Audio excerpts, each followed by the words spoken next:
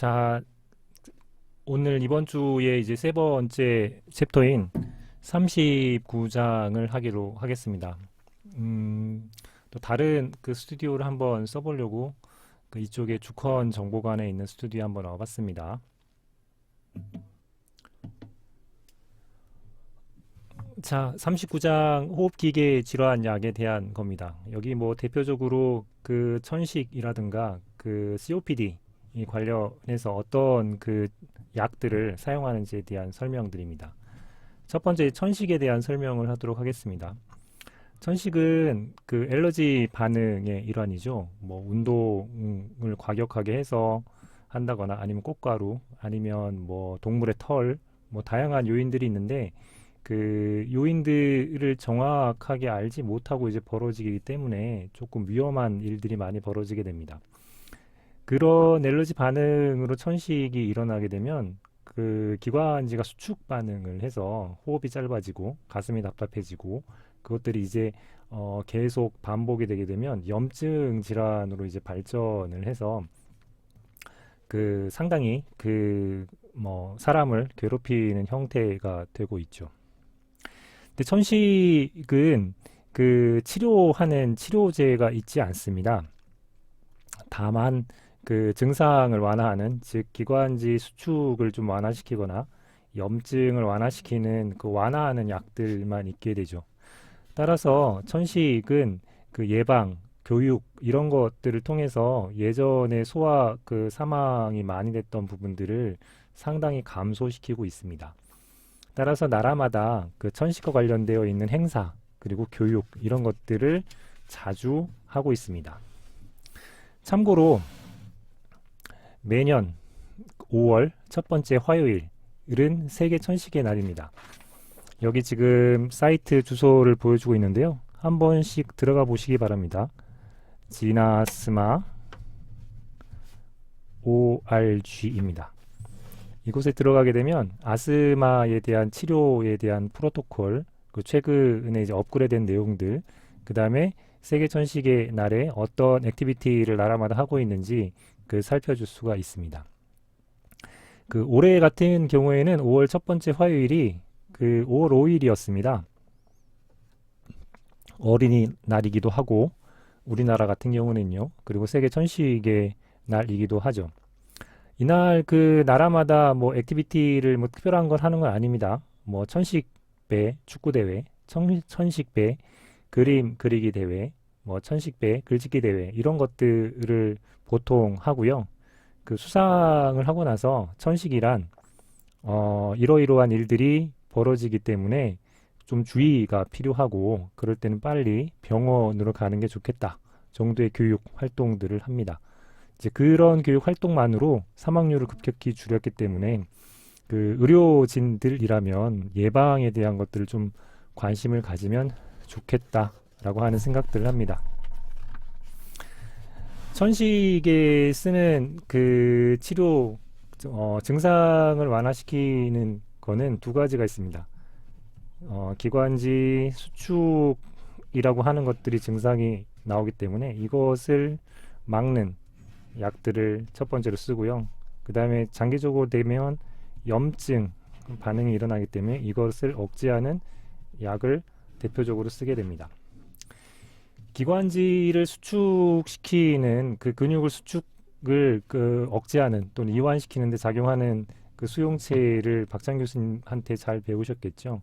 그 베타2 아드레날린 작동제가 여기에 해당합니다. 1번에 해당하는 게 베타2 작동제가 되겠고요. 그 다음에 그 염증, 항염증 작용에 그 스테로이드, 부신 호르몬에 대한 말씀을 한번 드렸었죠. 그래서 그것도 정리를 하게 되면 코티코스테로이드류에 해당하는 것들이 염증을 억제하는 반응들을 하게 됩니다.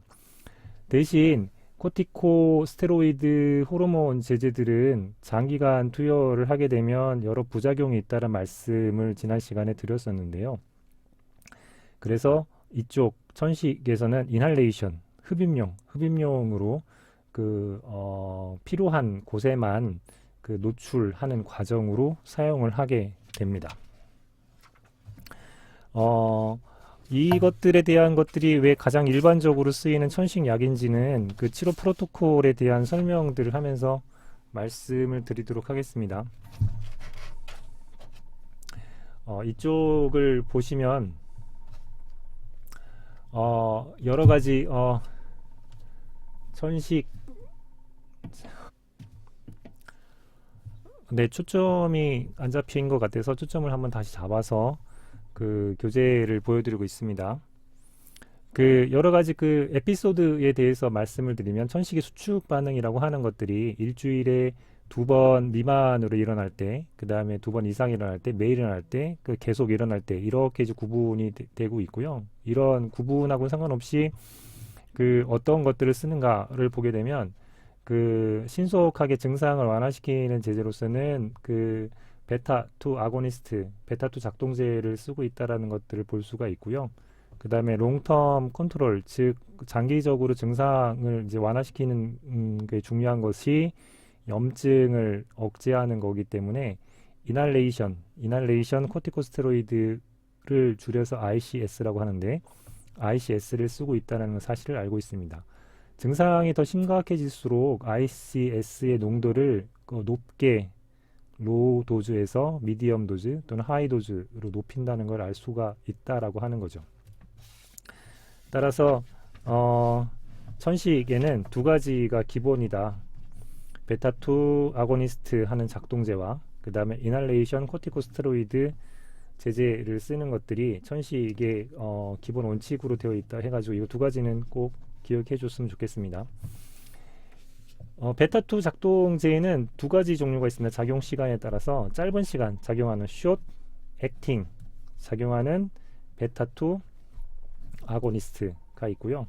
롱 액팅 긴 시간 작용하는 베타2 아고니스트가 있습니다. 숏 액팅 베타2 아고니스트, 롱 액팅 베타2 아고니스트. 그래서 줄여서 사바 또는 라바라고 부릅니다. 사바 라바에 대한 개념들은 요 밑에 있는 표에 있습니다. 단기간 작용성 베타2 작동제를 사바라고 부르고요. 숏 액팅 베타2 아고니스트의 약자입니다. 장시간 작용 베타2 작용제를 롱 액팅 베타2 아고니스트를 줄여서 라바라고 부릅니다. 그럼 이 두 가지 약물을 말고 부가적으로 쓰는 것들 두 가지만 더 설명을 드리도록 하겠습니다. 천식은 보통 반응들이 일어나게 되면 그 천식에 있는 세포막에 있는 아라키도닉 애시드로부터 유코트리엔이라고 하는 물질들을 만들어내게 됩니다. 이 유코트리엔은 그 기관지 있는 곳에서 많이 만들어지게 되면 이건 안쪽으로 들어가서 염증, 반응 또는 부종 이런 것들을 일으키는 것을 악화시키는 역할을 하게 되죠. 따라서 이 루코트리엔이 반응하는 이 수용체를 억제하는 제제들을 그 보통은 사용하게 되는데 이것들의 대표적인 게 자페루카스트, 그 몬테루카스트 이런 것들이 있습니다. 이게 항유코트리엔 제제에 해당하고요. 그 다음에 아예 그 합성 단계 리폭시게네이즈라고 하는 요소가 아라키노딕 애시드로부터 유코트리엔을 합성해서 문제를 일으키는데 이 합성하는 것을 억제하는 질루톤이라고 하는 것들이 있습니다. 요약을 하게 되면 유코트리엔이라고 하는 나쁜 놈이 있습니다. 이거는 아라키노닉 애시드로부터 만들어지는데 이거를 못 만들게 억제하게 하는 질루톤이라고 하는 것이 있고요.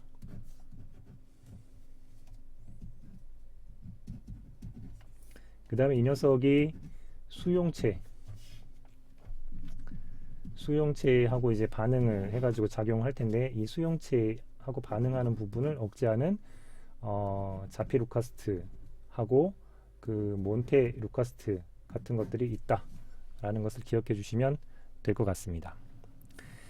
그 다음에는 보통 천식 반응이라고 하는 것들은 기관지에 있는 그 메스터셀에 있는 히스타민을 함유하고 있는 그래뉼들이 터져서 그 천식 반응들을 악화시키는 건데요. 이 메스터셀들을 이런 식으로 감작되지 않도록 엘러지 반응에 자극받지 않도록 이렇게 코팅하는 식으로 쏴주게 되면 천식 반응을 미리 예방적으로 조치할 수 있게 됩니다. 이렇게 코팅하는 제재들의 특징들은 뭐냐면 그 메스터셀을 자극하는 어떤 그 외부 뭐 환경이라든가 물질일 수도 있는데 이런 것들이 메스터셀하고 접촉되지 않도록 막아주는 역할들을 하기 때문에 이런 약물들은 예방적인 항염증제로 사용을 하게 됩니다. 대표적인 녀석이 크로몰린입니다. 크로몰린 이 녀석들은 그 예방적인 상황을 하기 때문에 만약에 동물 털에 그 천식 반응이 일어나는 사람이라든가 아니면 꽃가루 뭐 이런 것들을 가능한 한 피하면 좋겠지만 피할 수 없다면 미리 이런 크로몰린 제제 같은 것들을 사용할 수 있게 되겠습니다. 이제 그 다음에는 COPD에 대한 말씀을 드리죠.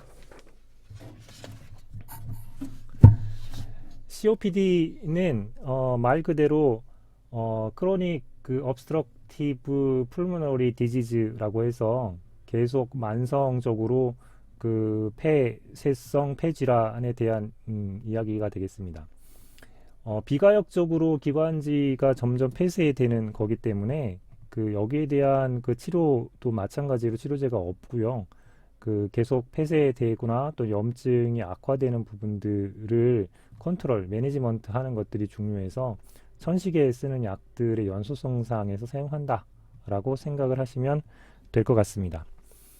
그래서 그 여기 COPD에 쓰는 것들은 계속 폐쇄되는 것들을 억제해야 되기 때문에 기관지 확장제를 기본적으로 쓰는데 그 천식에서 쓰는 기관지 그 확장에 대한 역할하는 게 베타2 아고니스트 작동제였죠. 이것들하고 또 다른 쪽으로는 항콜린제 그리고 수축하는 것들을 억제하는 걸 하기 위해서 항콜린제 이런 것들을 사용을 하는 게 COPD의 기본 처방이다.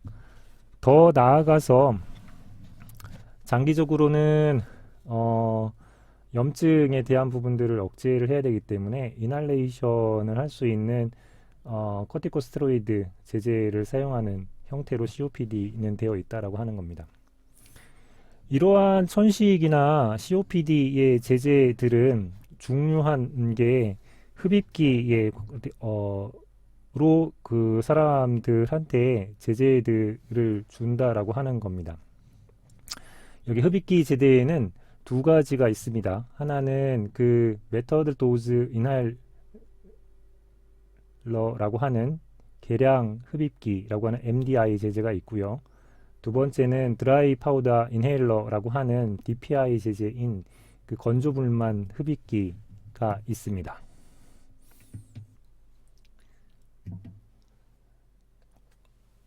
자, 여기 보이는 이 녀석이 이제 그 MDI 제제인 계량 흡입기 제제입니다. 이렇게 누르게 되면 그 분무가 되는 형태로 그 되어 있죠. 이렇게 입에 물고 분무를 했을 때 그 빠른 속도로 폐로 넘기는 형태로 되어 있는 계량 흡입기 많이 보셨죠?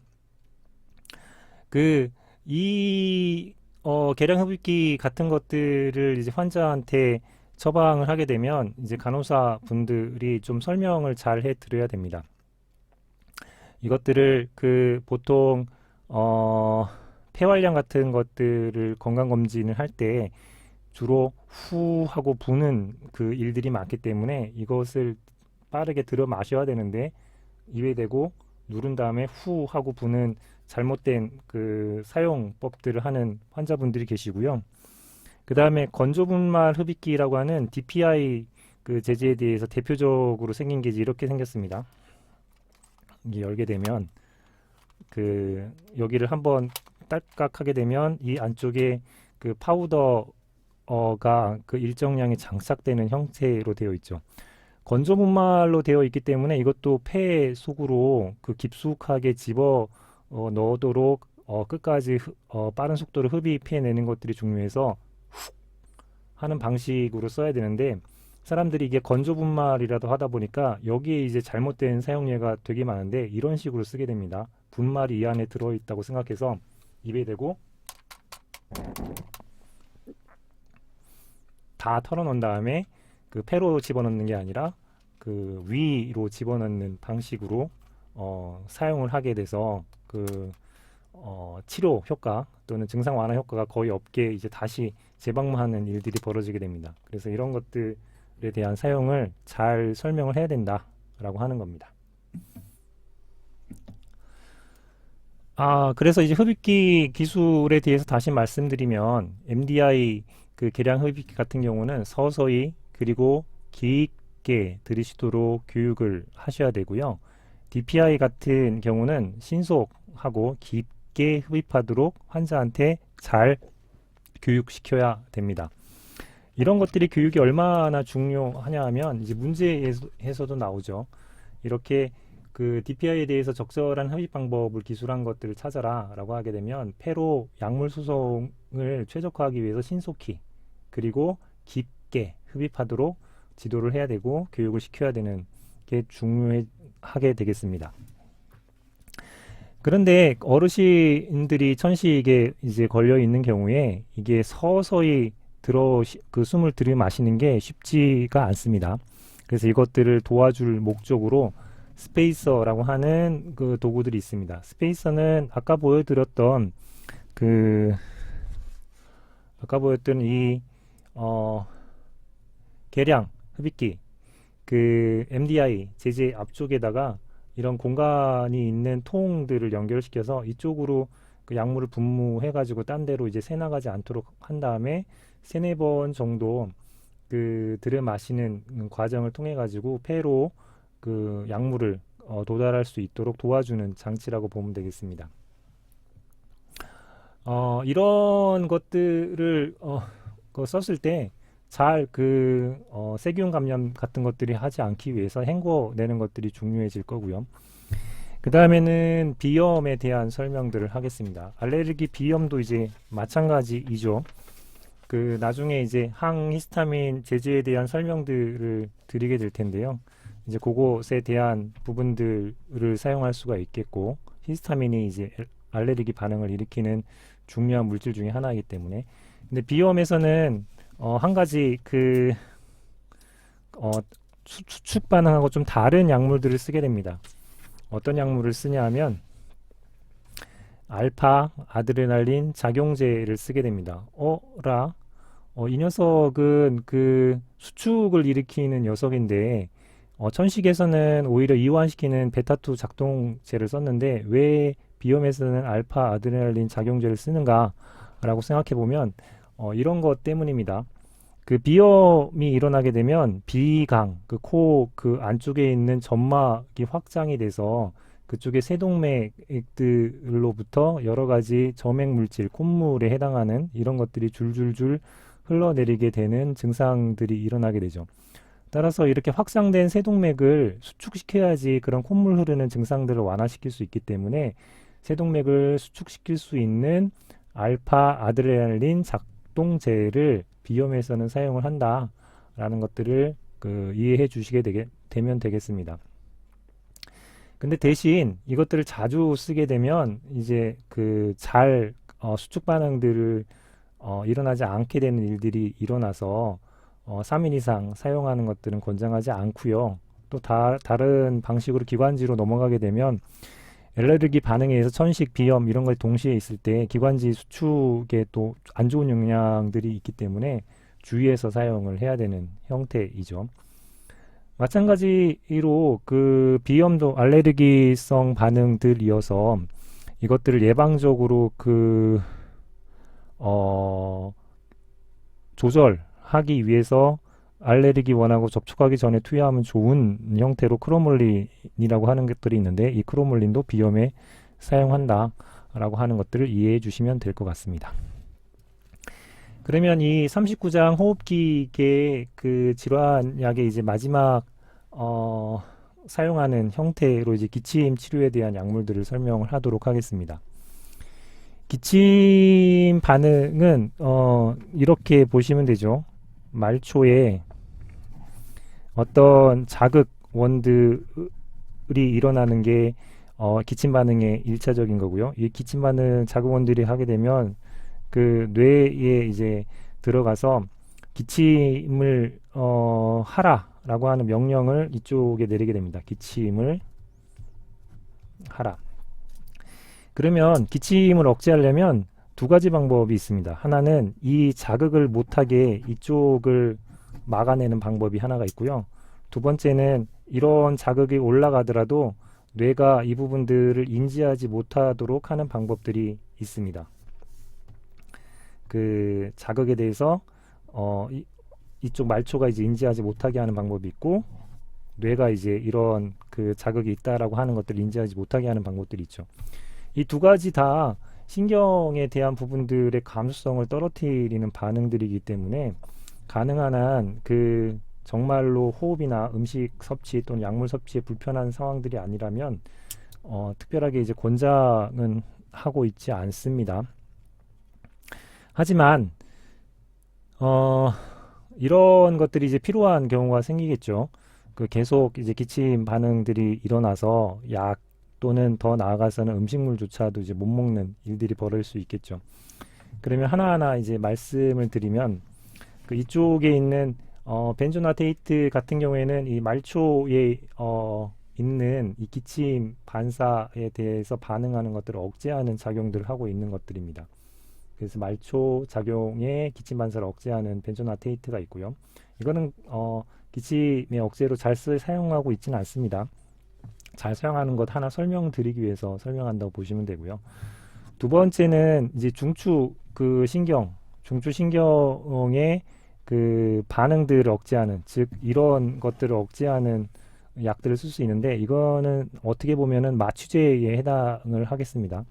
그 아편 유사제의 그 감수성을 떨어뜨리는 마취제의 대표적인 걸 코데인을 예전에 썼었는데, 그 이 녀석을 쓰게 되니까 탐닉 작용, 중독 반응 같은 것들이 일어나서 그 중독 반응들을 조금 약하게 만들고 중추신경의 이러한 그 마취 또 몰핀 효과들을 이용을 해서 기침 반응들, 즉 여기 뇌 중추신경이 반응한 기침 반응을 억제하는 형태로 가장 대표적으로 많이 쓰는 녀석이 덱스트로 메트로판이라고 하는 녀석입니다. 덱스트로 메트로판. 이 녀석이 이제 모핀에서 합성해서 쓰는 유도체이고요. 이 녀석은 그 탐닉에 대한 부분들이 낮기 때문에 기침 반응들에 대한 치료에 대한 목적, 증상을 완화시켜야 되는 목적으로 주로 쓰는 녀석은 덱스트로 메트로판이다 라고 말씀드릴 수 있겠습니다. 자, 이상으로 그 39장을 마쳤고요. 뭐 또 잠깐 쉬었다가 이제 이번 주에 이제 그 마지막 챕터인 40장에 대한 그 강의 영상을 또 만들어서 올리도록 하겠습니다. 고생하셨습니다.